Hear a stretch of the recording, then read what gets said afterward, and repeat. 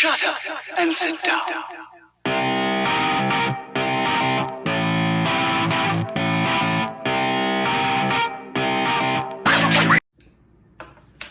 What's the story, internet? Hope everyone is having a wonderful day. Hope you're ready for some midweek fixtures. So before we jump into the Champions League and Europa League, let's jump into the Premier League, because there's two Premier League fixtures this week. We've got Everton versus Manchester City, so that should be a thoroughly entertaining match. This also does count as Manchester City's game in hand, and it is one of Everton's two games in hand. So Everton will want to recover from that shock defeat to Fulham over the weekend, and City will just want to pile on the pressure on the challenges of Manchester United and Leicester City and Liverpool, and extend the gap. So if they get even a point, they will be 8 points clear of Manchester United. If they get 3, they'll be 10 points clear.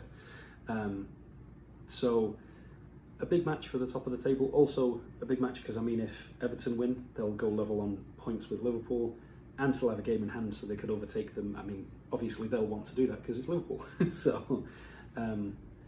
So very important fixtures for both sides there. The next one, Burnley versus Fulham. It's not as consequential because it's not as far up the top of the table. However, it is both of these teams' games in hand. So if Burnley win, they'll go ahead of Brighton. They'll be level on points with Crystal Palace, and depending on the scoreline, they could go ahead of them on goal difference. Fulham, on the other hand, if they get 3 points, they'd only be 4 points behind Newcastle, so putting pressure on Newcastle, and it would also extend their lead over West Brom to 8 points instead of just the current 5 points. So even though it's not consequential in terms of the table, it's still consequential in terms of of how things are going at the bottom of the table. So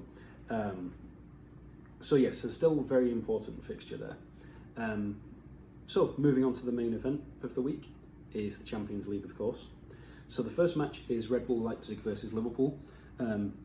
Liverpool will be hoping that they'll be able to contain the bad form that they've had in the league, put that off to one side, and play against Leipzig with a fresh outlook and progress in the Champions League. Obviously, this is only the first leg, so they could come back regardless of what happens, but you don't want to go 2-3 goals down and have to chase that deficit, even if you are at home in the second leg. So even an away goal would do wonders for Liverpool at the moment. But Leipzig will be a dangerous team for Liverpool because they are in second. They're only 5 points behind Bayern. So Liverpool can't afford to underestimate them. And I think they need to respect them, but obviously not so much respect that they give them all the possession. But if you look at what happened with Manchester United and Leipzig and how Leipzig were so effective, still got to pay them a bit of caution, shall we say. Next one, Barcelona versus PSG. Obviously, probably the biggest tie, definitely the biggest tie of the round. It's going to be a little bit undercut because Neymar is out injured.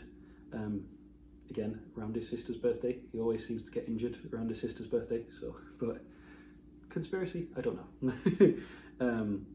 So that's going to be a shame. He won't be able to play against his old club at the Camp Nou. However, it is estimated he'll be back for the second leg. So whether PSG will desperately need him, it all depends on what happens tomorrow. So into the next one, Sevilla versus Dortmund. Should be an interesting match. Dortmund have not been doing well recently, dropping as far as 7th in the Bundesliga.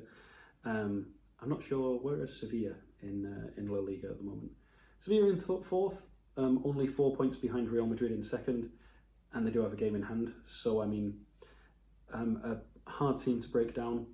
They're always difficult to break down in Europe, as can be seen from the Europa League last year, and even in the Super Cup, Bayern Munich had a hard time playing against them. So Dortmund will have to be at their absolute best, especially if they want to get at least an away goal to have an advantage when they take them to Dortmund. I don't think Sevilla are going to play all-out football, but you have to watch out for them on the counter-attack. As I mentioned with the Manchester United semi-final in the Europa League, 2 counter-attacks was all it took, and so you have to be very, very careful. On to the next one, Porto versus Juventus. Juventus need a bit of positivity at the moment, even though they went to the final of the Coppa Italia. They fell to another defeat in the Serie A. so they'll want to do well in the Champions League. Especially Ronaldo will want to do well, and Juventus have always been there or thereabouts, but just haven't won the Champions League yet. So can this be their year? We'll find out. Porto, you never know with Porto. Could they be the Atalanta of last year or the Ajax of the year before? Only time will tell. So, one to watch out for. I mean, they do have some impressive players. They've got the veteran in Pepe, they've got Felipe Anderson, and so they do have players to watch out for. So, next one, Atletico Madrid versus Chelsea. I can't imagine this being too exciting of a match. I mean, Atletico Madrid do have Luis Suarez and they do have Diego Costa, and so they do have João Felix. It's not that they have bad players, it's just the way that Simeone sets it up. It's not that they're setting the world alight and absolutely destroying teams with their out-and-out attacking prowess. However, they are still top of the table in La Liga, 5 points clear of Real Madrid, even though they have 2 games in hand. So it's not that they're a bad side, it's just that they're also very defensive. So could this be the year they break out of their shell and progress forward? We will see. Especially with the form that Chelsea's in at the minute, they just haven't been having the best of times. So, but they have Thomas Tuchel, and he has got them back on the right track. So will he be able to get the job done in Europe? Only time will tell. I can see this actually being quite a boring match and going back to Stamford Bridge and then it being a battle. Just throwing the prediction out there. Lazio versus Bayern Munich.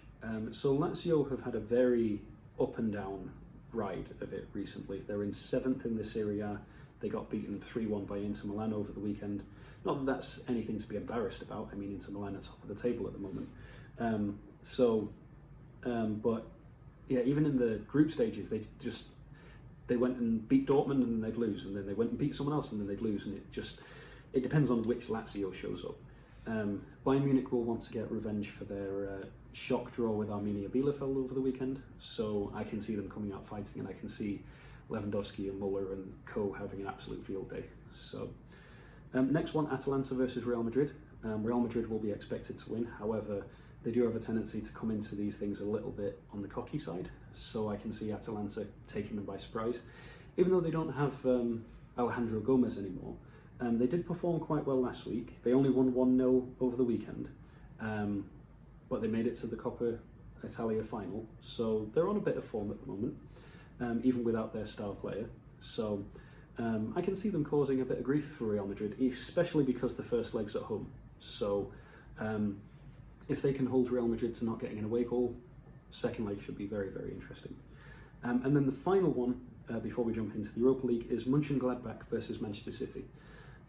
Munching Gladback have been performing quite well as of late. Let's see, they drew 0-0 with Wolfsburg over the weekend. That leaves them in 7th, but the way the Bundesliga is set up at the moment, they're only 6 points behind 3rd. So not entirely out of it. However, City have been playing very, very well recently. And beating Spurs over the weekend 3-0 will do the world of good for their confidence. So I think Munching Gladbach have to be very, very careful here. It could end up being quite a long 2 legs for Munching Gladbach, but they do have some players to look out for, such as Player and Elvedi and Zakaria. So it could go either way, but I think Manchester City are probably going to win it. So moving on to the Europa League. There's not too many huge matches. The biggest one is Real Sociedad versus Manchester United. Now, this was a bigger match a couple of months ago because Real Sociedad were top of the table and they were just going away with everything. Since then, they've sort of gone off the boil. They're now in 5th. They're on 38 points. They're 7 points behind 4th place Sevilla, and they've played 1 game more. Manchester United, it just depends on what day you catch them on, whether they're playing well or not. Yeah, I think it'll do them good to break up the pace and play a game in Europe. They performed well in the FA Cup against West Ham last week. So perhaps the different environment could be the catalyst to get them playing well again. So let's have a look at any other big matches. Benfica versus Arsenal is another one to keep an eye out for. Yeah, there's not really any other huge matches. The biggest one is Real Sociedad versus Manchester United. So all the other usual suspects, you can pretty much say one way or another which way it's going to go. But yeah, we'll just have to wait and see. I could be proved very wrong, and all these fixtures could go in completely different directions to what we expect. And I could be talking to you about how Wolfsburg from the Dutch league? Where do they play? In the Austrian league have beaten Tottenham 5-0. You never know. So I hope that does happen, because then it gives me something to talk about. So all the Champions League matches are on CBS, and I believe the Europa League ones are as well, or Univision if you want to watch them in Spanish. So, but yeah, that'll do for me.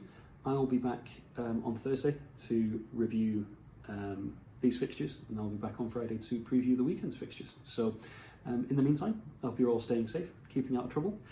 Thank you very much for watching. I hope you all have a wonderful day, and until next time, ta-ra.